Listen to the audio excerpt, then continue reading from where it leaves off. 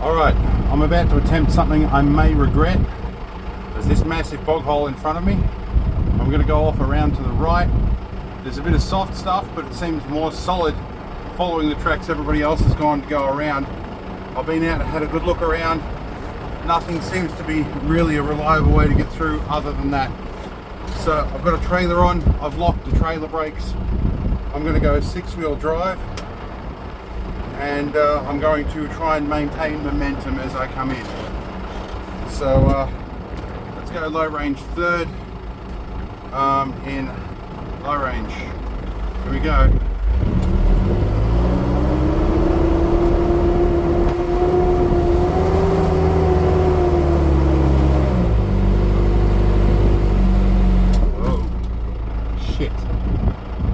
I thought might happen. Do I have any reverse?